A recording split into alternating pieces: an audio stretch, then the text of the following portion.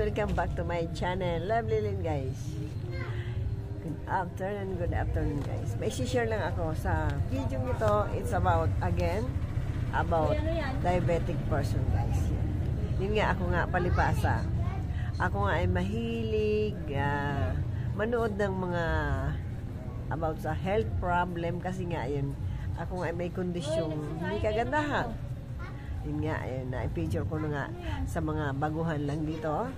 Ngayon, yun nga po, ako nga po ay mild stroke survivor.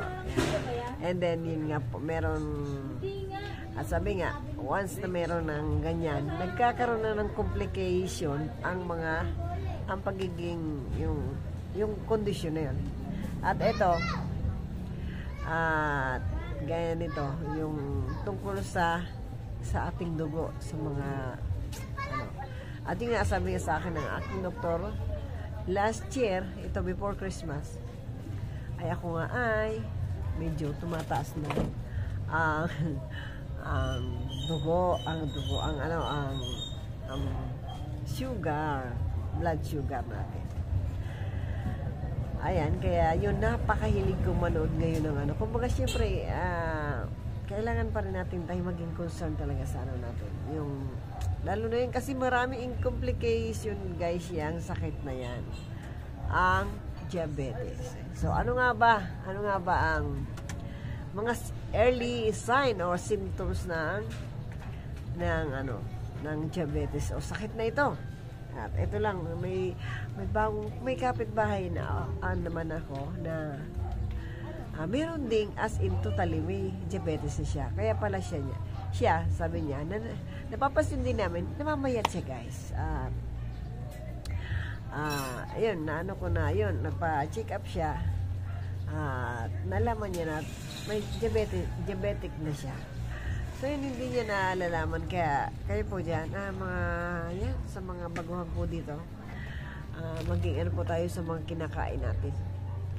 Magkaroon tayo ng control sa ating kinakain o kung ano yung baka nga natin hindi alam na tayo ay may sakit na, katulad ko nga hindi ko alam na mataas na yung aking at sabi ng aking doktor ay kontrolin natin yan, huwag natin ituloy, huwag yun, kaya binigyan niya ako ng gamot at hindi pa ako ulit nakakapagpa-check up, pero ako po ay mahilig sa herbal nga, pero hindi pa rin naman ako kontento sa ganun. Kumbaga maybe next week ay ako nga ay makakapagpa-check up na. At syempre,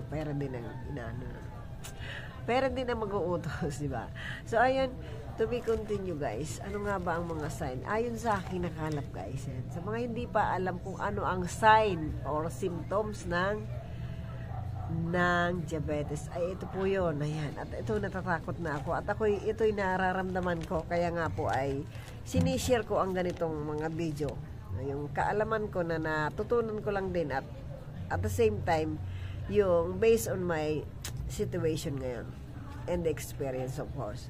Yun nga, pag palagi daw iihi lalaki man o babae, syempre ay nararamdaman ko na po yan at napupuyat nga ako, and as you can see talagang itong aking eye bag ay hindi na walang totally. Ayan, nakakailang ihinga ba ako sa isang gabi. Ayun, kaya pagka umaga, umiinom po ako ng tubig. Kumaga, panlaban ko rin. At sabi nga ni Dr. Ong, lahat ng doktor na ang gamot na number 1 ay tubig. Tubig lang ng tubig. Kung sakaling pag nag-CR tayo, tayo ay magpalit, kumbaga kapalit at nawala sa atin. At ito pa, siyempre nilista ko yan, guys. Ayon, increased thirst, ibig sabihin yung laging nauuhaw pala, yan. Kayo po ba'y gano'n na ang pakiramdam nyo? Ako, isa pa lang na ko sa ito nga pala ay siyam na sign o symptoms ng pagiging diabetic na tao na. At ito, hindi pa naman ganon. Thank you Lord. At kumbaga siguro nga ipalibasa, ang dami kong pinag-iinom ng mga herbal ay siguro kumbaga na ano din, na nakukontra na rin yung ano ko.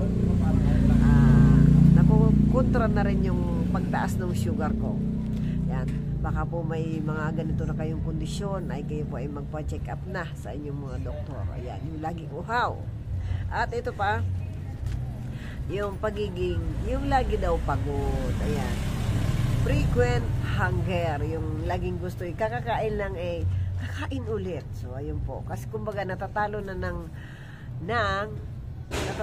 yung talagang ano ng dugo natin. Naglalaban na yung type ng ating dugo. Nakakain ng mga matatamis o yung high carb natin na nakakain. Siyempre number 1 dyan ay yung kanin nga, and then yung mga gaya niyan, yan, mais. Marami pong bawal nga sa may ano. At yan po, sa sunod ay i-ano ko sa inyo. I-share ko rin sa inyo kung ano yung ano. Kasi hindi ko nga alam, ay kain ako ng kain guys. Paborito ko pa naman. Yan. Abangan nyo yan guys sa may mga kondisyon ganito. Para at least, kahit paano, ma-share ko sa inyo yung mga ganong ano. Baka, important thing, informasyon, di ba yan? Ayon. At ang number 3 po ay yung namamayat. O number 4 pala tayo, yung namamayat. Mahahalata nyo yung kayo ay umaantas yung inyong katawan. Nung nakaraang kasi nung mga nakaraang buwan, sabi ko para akong pumapayat. Sabi ko, siguro nasusobrahan ako sa alam ko naman yun medyo napapagana ako sa pagkain ng kanin. Yan, nag-extra rice pa ako. Kaya, ayan, yung kain ko ngayon, mula nang naano ko sa way, natry ko din naman, kumbaga based on my experience nga, ay, ang kanin ko is, kumbaga half na lang, minsan nga wala pang half sa pagkain ko na yung sa lunch. At paggabi, hindi ko pa rin may wasang kakain, hindi ako kakain kasi,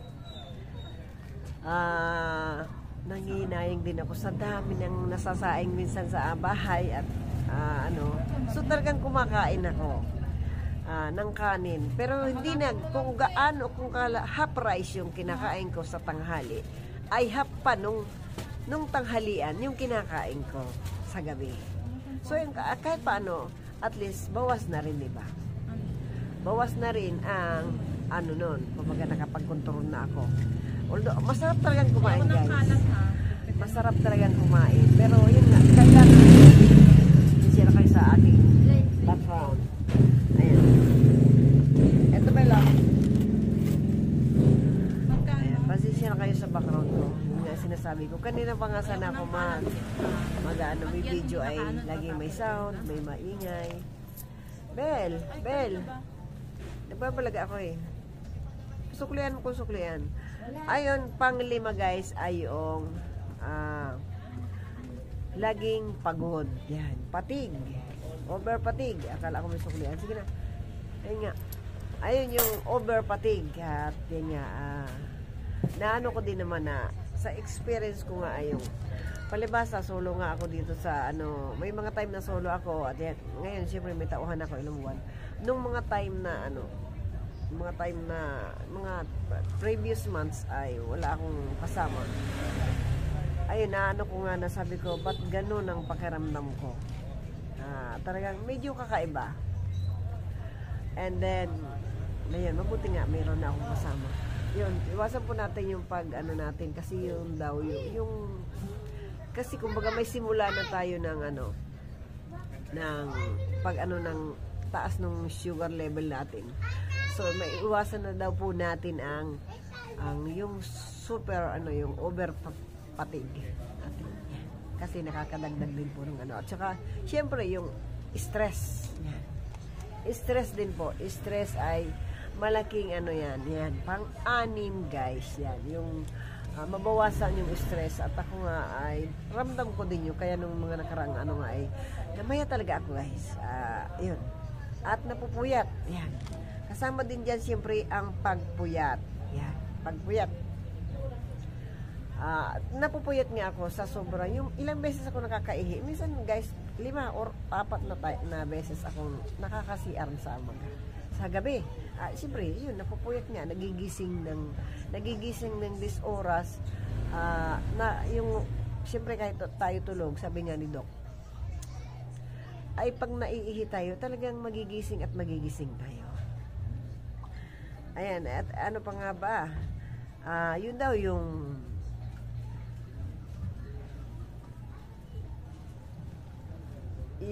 pagiging medyo ano na ang pakiramdam, may time na nahihilo o lumalabo ang mata, pero hindi pa naman totally malabo. Kumbaga medyo nagbabago ang kondisyon ng iyong mata, yung paningin mo, yung minsan malinaw o maano, yung pabago-bago ng kondisyon ng mata. Yun na, isa talagang sign din yun ng pagkakaroon na kung meron ka ng diabetes. Ayan, yung paningin nga. And then, siyempre mataas nga ang ating sugar, kaya natatalo na yung dugo natin na nagtatalo na yung level ng dugo natin, kakaiba na talaga. Ayun, eto ang pampito guys, yung nangingimi o na parang kinakagat ng yung lagi ng pakiramdam nyo ay yung parang nangingimi, sa hindi nakakaintindi, yung it means yung parang parang kinakagat ng langgam, yung kahit saang parte ng katawan. Yun, isa yun sa sign talaga na may mga time din ako, sabi ko parang mataas nga ang aking kaya talaga po ako, may mga iniinom po akong, siyempre may nireseta rin naman sa akin si Doc, iniinom ko yon tuwing tanghali. And then ako nga mahilig sa herbal, kaya siguro ay nakukontrol. At ang aking naiinom sa isang araw guys ay 3 litrong tubig, o plus gabi pa yon. 3 litrong tubig, yung tubig na tigbe 20 pesos. Ganun po ang naiinom ko. Kasi yun nga, sabi nga ni Doc, ng mga doktor ay tubig ang number 1 gamot sa lahat ng sakit. Pag kulang ka sa tubig, mas titindi ang kondisyon mo. Yan, kaya inom-inom po tayo ng tubig. Hindi ko sinasabing 3 litro nino, minsan 2 litro mahigit lang naiinom ko. Yung kasi yung 3 tubig ay 3 bote, minsan naubos ko, minsan hindi. 2 lang ang pinakaano ko. Pag may kinakain ako, so ayun, nadadagdagan. Siyempre kailangan nating pag may kinain tayo, hindi ko mo may soft drink o may soft drink na or other drink, ay hindi na pwedeng iinom ng tubig. Mali daw po yun talaga. At sa akin ding sariling mali ang hindi iinom ng tubig. Kahit ang ininom mo, siyempre mga juice sugar din ang niyan, di ba? Yan. At eto, ang ilan na nga ba tayo? Ayan, yung discoloration ng skin. Ayan. Alam ko din, nakakakita ako guys, yung may parang paltak-paltak na parang malapad siya, kumbaga parang buni. Yan, ganun po, yan. Yan, yung mga ganito daw, yung mga singit-singit, lieg at saka batok. Ay, nakakakita nga naman ako nung ganun. At yun, ayon sa napanood kong video ay, yun nga, yung discoloration ng mga yan, sa paa. Yan, nakakita ako ng ganun. Ngayon ay wala na siya. Yun, tricycle driver siya, tapos yun naman, nas na ang paa. So, confirm na sabi ko, ay, kawawa naman ito. Nung buhay pa siya, nakikita ko lagi siya, siyempre, dito sa aming harapan ang laging daanan ng sa kanto lang ang paradahan ng tricycle. Sabi ko, naawa ako, yun. Dito, bago nga ba magpasko ay parang namatay siya. Ayun, complication na ang sakit na ganun.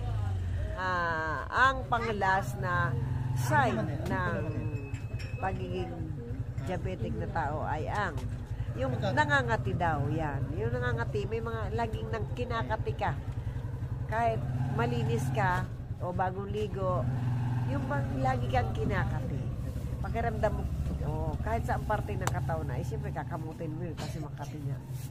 Ayun guys,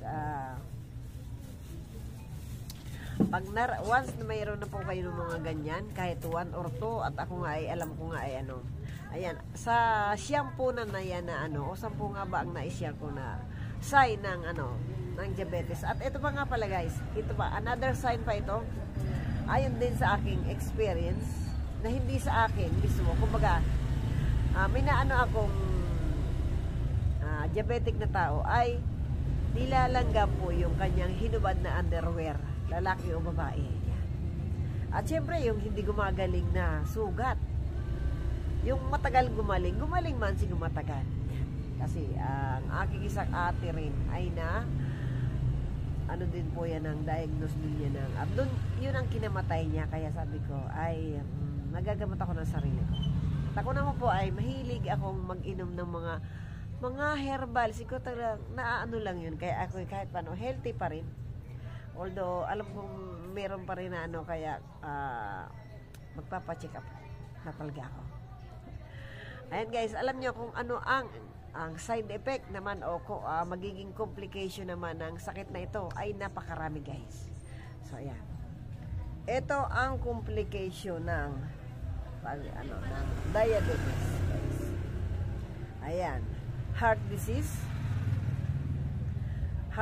ayan, heart disease, stroke, nerve damage or neuropathy, food problems, kidney disease, dialysis, eyes disease or loss of vision, sexual problem. The last, ayan, sexual problem. So ayan guys, ang hirap na ano, ayan. Naalala ko tuloy nung ako ay nagkaroon ako ng kaibigan, which is nasa abroad na siya, ang asawa niya, at ang kanyang asawa ay namatay sa diabetes. Ang hirap po magkaroon ng ng sakit na yan. Kaya kumbaga ako talaga, ang dami ko mga pinanonood na videos, ayan, nagugugil ako, at ang pinanonood kong mga videos ay yung legit na talagang as in alam kong doktor, no? So at least alam ko yung totoo yun, ganun na kung anong gagawin, kung anong kailangan yan. Ayan guys, ingat-ingat po tayo. At kung kayo ay nararamdaman nyo na ang mga ganyan, mga sign, pasensya na kayo, may sipon ako, ay kayo po ay magpa-check out kayo po ay magpa-check up na sa inyong doktor. At syempre, sundin po natin kung ano yung kailangan gawin, kung ano yung bawal, kung ano yung bawal na kainin ay huwag kainin, at yung kung ano yung ikagagaling natin ay gawin natin. So ayan guys, thank you for watching and God bless everyone.